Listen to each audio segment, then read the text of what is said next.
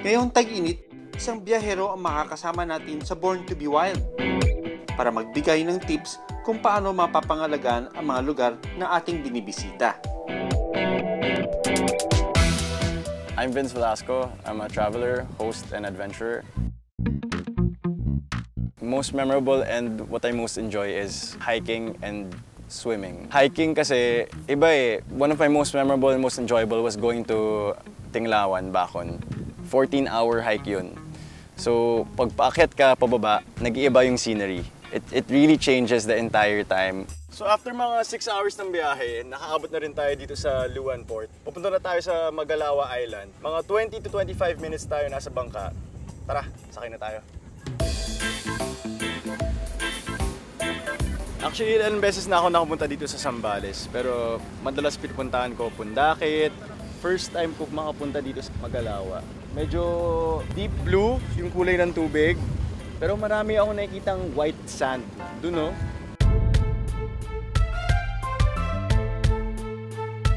Isa ang Magalawa Island sa mga isla na makikita sa Zambales. 5 taon pa lang ito nakabukas sa publiko. Usually, pag nagbabackpacking ako, light lang dapat.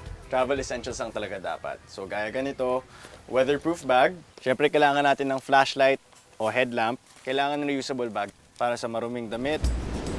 Bukod sa kayaking pati sa surfing, isa sa mga pinaka-eco-friendly activities ay snorkeling. So, ito muna gagawin natin ngayon kasi imbis na gumamit ng motorboat na gumagamit ng gasolina, nakakasira siya ng dagat, dagdag pa sa polusyon. So, ngayon, snorkeling muna tayo.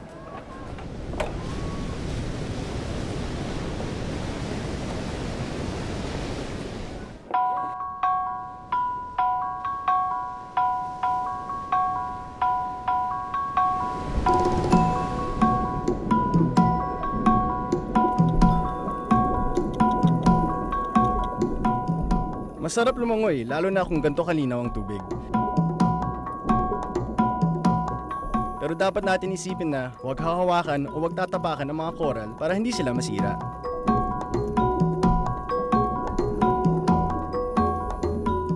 Ibang klase siyang experience. And for an island that seems so calm, ang daming pwedeng gawin.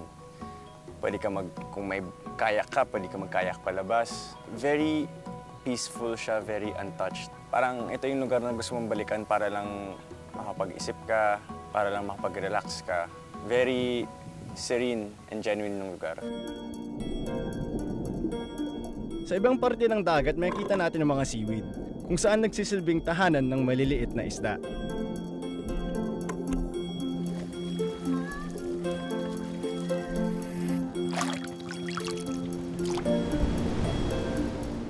Bukod sa malinaw na tubig, may nilalang din talagang agaw pansin sa mga turista gaya ng starfish.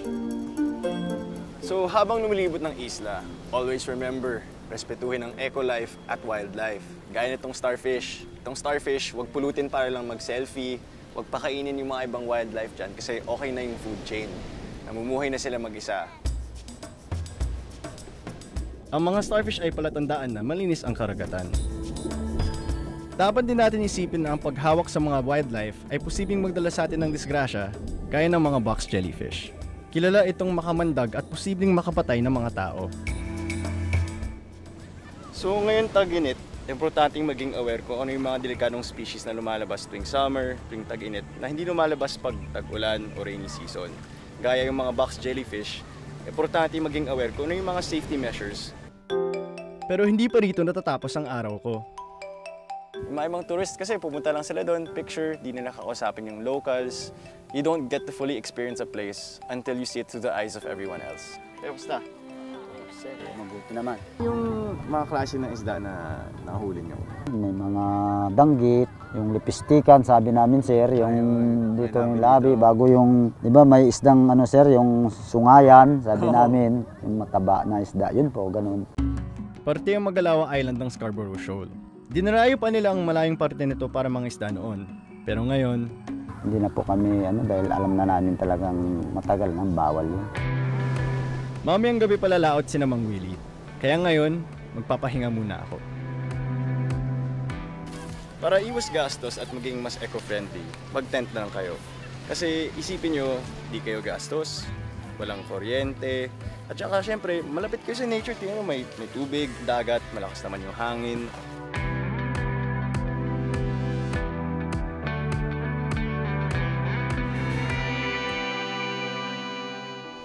Halos maghahating gabi na, mga 12 a.m. na. Sasama tayo kila Kuya Willie at anak niya, mga iba niyang kasama. Mangingisda.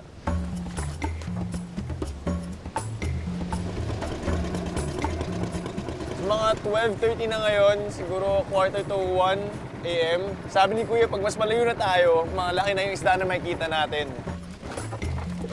Sa lahat ng biyahe ko, lahat ng adventures ko, lahat ng travels ko, sa totoo lang, lahat yun, first time ko may experience yun eh.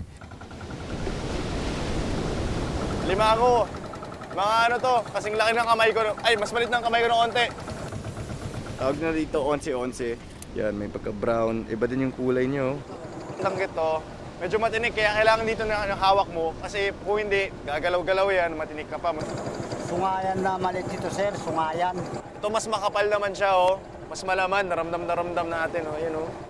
Always be grateful. Kasi marami sa atin, komportable na sa bahay natin, sa pamumuhay natin, yung lifestyle natin. Pero pag lumabas ka doon, nag-step out ka, sumama ka sa mga mangingisda, nakikita mo kung gaano kahirap yung buhay nila.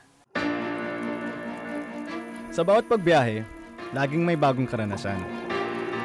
Kasama na rito ang pagkatuto kung paano protektahan ang kalikasan. Conservation para sa akin, leave a place the way it was kasi gusto ko talaga makatulong sa kalikasan. Ako si Vince Velasco, Born to be Wild.